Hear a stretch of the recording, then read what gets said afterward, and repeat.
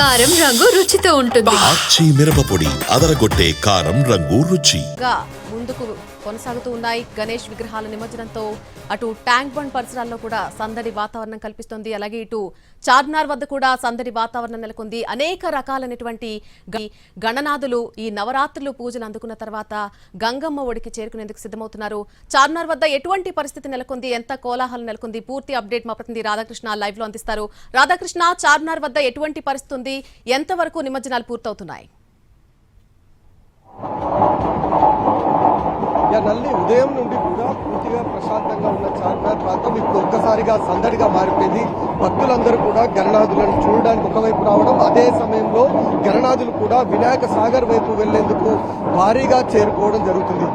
సహజంగా ఈ టైం వరకు దాదాపు 50% వరకు కూడా సౌత్ జోన్ అంటే పాత బస్తీ నుంచి వినాయక సాగర్ వైపు గణనాథులందరూ కూడా మండపాల నుండి తరలి వెళ్లేవారు. కానీ ఈసారి మాత్రం కేవలం 20% కూడా ఇప్పటి వరకు కూడా వెళ్ళలేదు. ఇప్పటి వరకు కేవలం 52 వినాయకులు మాత్రమే, 52 గణనాథులు మాత్రమే చార్మినార్ ప్రాంతం నుండి వినాయక సాగర్ వైపు వెళ్లిన పరిస్థితి కనబడుతుంది. ఎందుకు ఇంత ఆలస్యమైంది అన్న దానికి సంబంధించి మాత్రం అధికారులు ఇంకా పూర్తి స్థాయిలో చెప్పని పరిస్థితి కనబడుతుంది. మండపాల నుండి సాధ్యమైనంత తొందరగా వినాయక సాగర్ వైపు నిమజ్జనానికి తరలించాలని ప్రయత్నం చేశారు. కానీ చాలా వరకు మండపాల నుండి బయలుదేరడమే చాలా ఆలస్యంగా బయలుదేరినట్లు కూడా మనకు చాలా స్పష్టంగా ఇక్కడ చార్మినార్ వద్ద చూస్తే తెలుస్తుంది. ఇప్పుడు మనం చూస్తున్నాం, ఇప్పుడే కొద్దిసేపటి క్రితమే దాదాపు ఒక అరగంట నుండే ఈ గణనాథులందరూ కూడా చార్మినార్ ప్రాంతానికి రావడం జరిగింది. దాదాపు 18,000 నుండి 20,000 వరకు కూడా గణనాథులు ప్రస్తుతం మండపాల వద్ద ఉన్నారు. వాళ్ళందరూ కూడా ఆ గణనాథులు అందరూ కూడా వినాయక సాగర్ వైపు వెళ్లాల్సి ఉంది.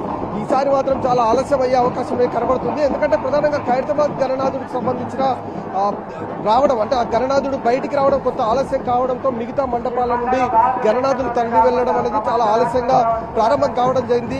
పోలీసులు మాత్రం ఉదయం నుండే మండపాల నిర్వాహకులను అందరినీ కూడా మధ్యాహ్నం లోపు గణనాథులను అందరినీ కూడా మండపాల నుండి బయటికి తీసుకొని రావాలి. వాహనాలలో మెయిన్ గా శోభయాత్ర జరిగే ప్రాంతం ఏదైతే ఉంటుందో ఆ రోడ్లపైకి చేరుకోవాలని మండపాల నిర్వాహకులకు అందరికీ సూచించడం జరిగింది. కానీ అలాంటి సిచ్యువేషన్ మాత్రం ఈ రోజు చోటు చేసుకోలేదు.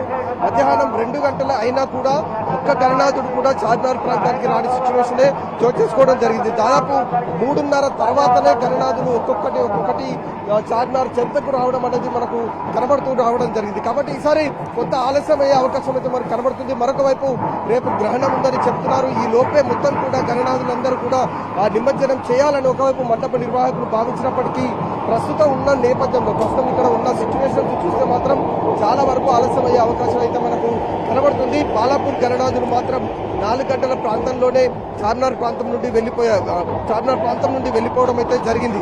సాధ్యమైనంత తొందరగా బాలాపూర్తో పాటు ఖైరతాబాద్ గణనాథులను నిమజ్జనం చేశారు. కానీ మిగతా గణనాథులకు సంబంధించిన సిచ్యువేషన్ మాత్రం ఆలస్యం అయ్యే అవకాశం అయితే మనకు కనబడుతుంది. ప్రస్తుతం మనం చూడొచ్చు కూడా భక్తులందరూ కూడా వాళ్ళ మండపాలకు సంబంధించిన గణనాథుల వెహికల్స్ ఏవైతే ఉన్నాయో ఆ వెహికల్స్ పైన భక్తి భావంతో వాళ్ళంతా కూడా భజనలు చేస్తూ డ్యాన్సులు చేస్తూ గణనాథుడిని వినాయక సాగర్ వైపు తరలిస్తున్న పరిస్థితి అయితే మనకు కనబడుతుంది. మరొక వైపు పాత బస్సులో ప్రధానంగా బందోబస్తు కనుక చూస్తే మాత్రం దాదాపు 3,400 మంది పోలీసులను ఈసారి పాత బస్సులో మోహరించి ఉంచారు. ఇందులో 2,400 మంది పోలీసులు ఇతర జిల్లాల నుండి వచ్చి బందోబస్తులో విధి నిర్వహణలో ఉన్నవారైతే మరొక 1000 మంది మాత్రం స్థానికంగా ఉన్న లోకల్ పోలీస్ స్టేషన్ కి సంబంధించి సిబ్బంది మాత్రం ఉండడం జరిగింది. మొత్తం 3,400 మందితో ఒకవైపు పాత బస్సులో బందోబస్తుని కొనసాగిస్తున్నారు. సమస్యాత్మక ప్రాంతాల్లో కూడా నిఘా ఒకవైపు, అలాగే ఎక్కడికక్కడ వాహనాల తనిఖీలను చెక్ చేయడం, వాళ్ళ మండపాలకు సంబంధించిన వాళ్ళ నిర్వాహకులు ఎవరైతే ఉంటారో వాళ్ళతోటి మాట్లాడి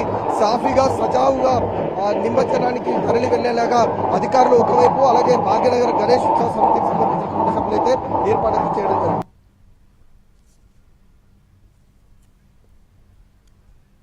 right Radhakrishna, thank you for the live update.